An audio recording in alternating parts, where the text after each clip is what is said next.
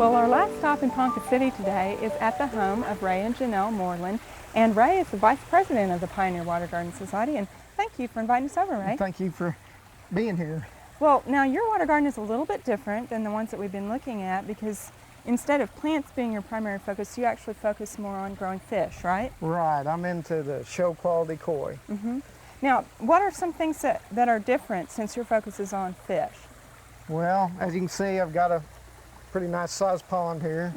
I've got 3 filters and 4 pumps. I've got a huge waterfall for good aeration, especially in the hot summer. You need it. I've got a bottom drain in the bottom.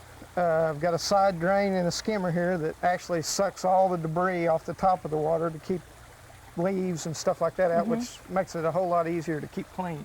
Oh, now that's a good idea. That would help for anybody, the skimmer. Oh, right. I'd totally, if you're ever going to put in a pond and have koi fish and you've got trees like we got here, Right. you want a skimmer. So, And it saves 2 hours every evening of netting out leaves and debris in your pond. that actually is a big help before the leaves sink to the bottom and start to Right. cause a problem. They say a leaf will float for 3 days. So if you have a leaf floating in your pond for 3 days, you're not watching your pond very much.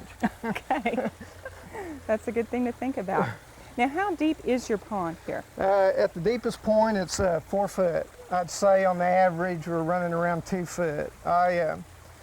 When I first got into this, I built a ledge all the way around this pond. It actually comes back up under the deck here to put water lilies and any kind of floating plant I could, but that was before I got into the koi fish. Right. And the kind of koi that I have here completely destroy water lilies, Right. anything floating. Now they do pretty good with verticals. Anything growing straight up out of the water, they don't seem to bother as much. But as you can see, I've got tropical water lilies over here that are completely torn up because the fish spawned this morning. Okay. So, Now, you've got actually around your water lilies, you've got some kind of netting, haven't right, you? it's a basket to kind of hold the leaves in so the fish won't eat them. Okay. Anything floating, they like to eat. So. Okay. Now, with your koi, there's another aspect that people may not think of right away, but say one of your fish gets sick, what do you do about it?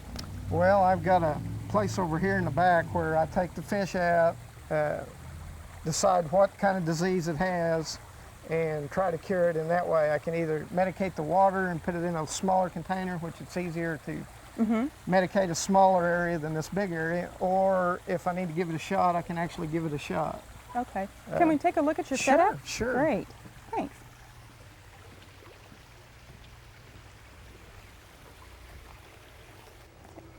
Now this is the area I was telling you about where we medicate the fish at.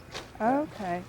It's really a handy deal because we've got 2 50-gallon tanks here and we've got plenty of aeration from Venturi aerators. And when you have, you know, like a $500 or $600 koi and it gets a disease, you sure want to try and cure it. That's true. So you won't lose it.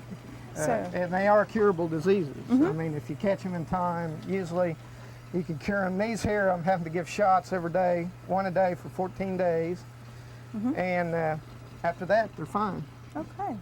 So if you're raising fish, and expensive fish at that, it's very important to have these smaller tanks to be able to kind of separate them and catch Right. them a lot easier too. Right, right. That's good. It keeps the other fish from getting the same disease. Plus, it's easier to medicate the water if that's the treatment you need. Right. Because it's easier to medicate 50 gallons than it is, you know, 6,000. That's very important. Now, Ray, you have a beautiful yard as well as your pond, Well, thank you. and I like what you've done here with your pathway. What is this material? This is pine bark mulch. I used it because grass won't grow up through it. It's real thick. It feels good on your feet. And do you have anything underneath this? No, I have no liner underneath it, and so far I've done real good. So, I've been real happy with it. I like the look of it. It looks more natural. I tried to make the walkways where the yard kind of flows through it. it does a very good job. Now, you didn't start out with something like this, though, did you? No, no, no. When I started out, I had 1 tree and a lot of grass, and I told my wife one evening that I was going to build a pond in our backyard, and of course she thought I was nuts. And so I thought about it, and I went to the local store and bought a Smurf's wading pool and some black plastic and drove around out in the country until I got enough rocks that I thought would cover it. And I actually dug a hole out there in the middle and sunk the Smurf's wading pool in the ground, put the black plastic down, put rocks around it, and I had a fountain that we had, and I took the pump out of it, used a garden hose, and made me a little waterfall, and went and bought some baked goldfish, and I had a pond. You've expanded since then. Yes, considerably. Well, 3 or 4 times. This is very nice, and we really appreciate you showing us Well, this. thank you for coming. Glad to have you. It was fun. We hope you've enjoyed this classic from the Oklahoma Gardening Vault. Remember, even though these tips and techniques are timeless, there's always something new to learn in the world of gardening. By subscribing to both Oklahoma Gardening and OK Gardening Classics, you'll have access to a wealth of gardening knowledge, both classic and contemporary.